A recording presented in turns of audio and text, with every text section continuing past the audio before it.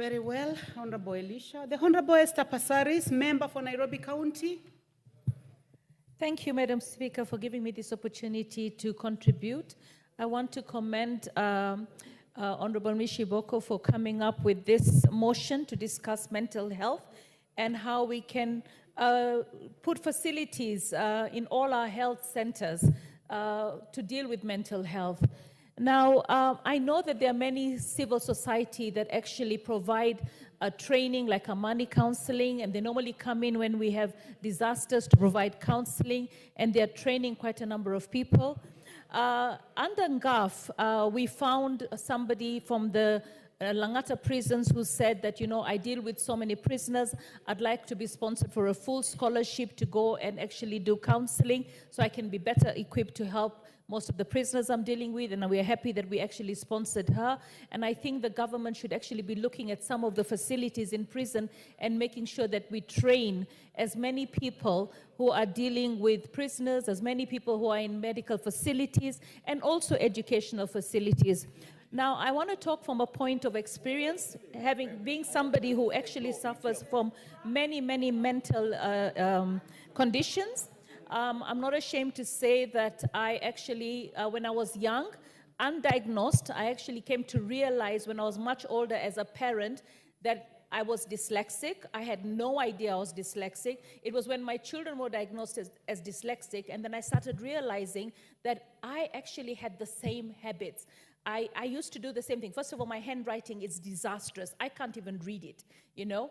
And I didn't realize that my handwriting, even though my teacher used to beat me so many times on my knuckles because she used to tell me how to put a capital letter at the beginning of a sentence, how to put a full stop, how to, you know, put the punctuations, I used to miss the conjugations like it, as, because I would write, my mind would go so fast. Now, dyslexia is a gift. Richard Branson came out openly and said, I'm dyslexic, and this is why I'm able to do what I'm doing. So besides being dyslexic, in fact, I think one of the things that you really suffer from when you're dyslexic is maths. Because if somebody tells you to write 1986, you will write 1968, because you take the last number first. So a lot of parents are not aware, and sometimes you will punish your child, but it's not the child who's making that mistake. So we need our teachers to actually understand that these are mental conditions where the child cannot help it. The child is not stupid. The child is not being disobedient. The child is just not able to comprehend, and this is dyslexia. Then there is something else called ADHD. I mean, my father used to think I was so naughty. I could not listen. I could not sit still. He tells me, sit down. I was fidgeting. I was standing up. I was running around. Go to the corner. I couldn't even stay at the corner. Because when you have ADHD, it's attention deficit hyperactive disorder. You just have so much energy. And you just, I mean, people want to sleep at midnight and you still have the energy to go on and on and on. I used to say it's like ever ready, you know, you just go on and on and on. So at the end of the day, with ADHD, you need drugs like Concerta, or you need Ritalin, which are very, very expensive, so that you can calm you down and you can sit in a class. Because when you're in a class, other children want to concentrate, but you're going to actually be distracting them. In fact, I was made a monitor of the class and a class prefect because the teacher wanted to make sure that I don't distract other children. But nobody knew at that time in the school that I went, which was the Star of the Sea Primary School, that I actually had a disorder, a learning disorder. And you know, as I grew up, I went to Dr. Okonji. You know, we all have issues that we need to see a psychiatrist, and we shouldn't be ashamed of it. You know, so marriages normally, you know, can be difficult to deal with. And when I started seeing Dr. Okonji, I didn't realize that I was actually suffering from OCD, which was obsessive compulsive disorder. So the reason why I'm taking you through this is because I want all the constituents that we represent to realize that these are labels, and they are genuine labels, and we might have them, and it's nothing to be ashamed of. I mean, I didn't even know. Dr. Okonji knew I was dyslexic, ADHD, and he didn't want to give me another label. So what happened is I was in his clinic, and I used to see his tiles were actually so disorderly. And one day I said to him, I said, Dr. Okonji, I'd like to give you a Christmas present. Can I do your tiles for you? And he said, yes, go ahead, fix my tiles. And I had the tilers come in, fix his tiles. One day my daughter went to see him. And when my daughter went to see him, she says, I can't stand my mom. She comes into my room, she picks everything up, she arranges everything. Why can't she just understand I'm a teenager, dropping my clothes on the floor is kind of normal. And then Dr. Konji tells her, you know what, your mother suffers from OCD. So she wants everything orderly. So my daughter comes home after reading about it and says, oh, Mom, I'm so sorry. I'll start tidying up. I understand where you're coming from. I called Dr. Konji and said, why didn't you tell me I was OCD? And he goes, because you were already dealing with ADHD and dyslexia.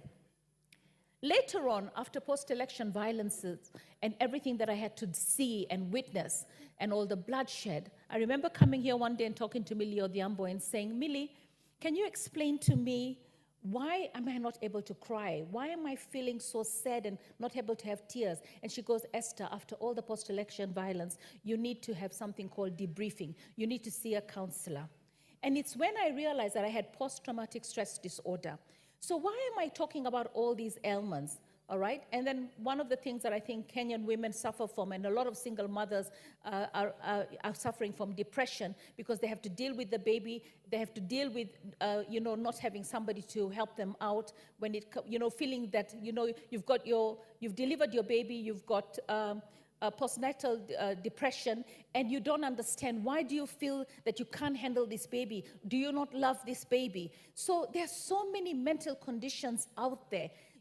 And some of them are actually treatable and some of them are not. Like narcissism is one of them that we deal with a lot of narcissistic people, especially people who have power and money.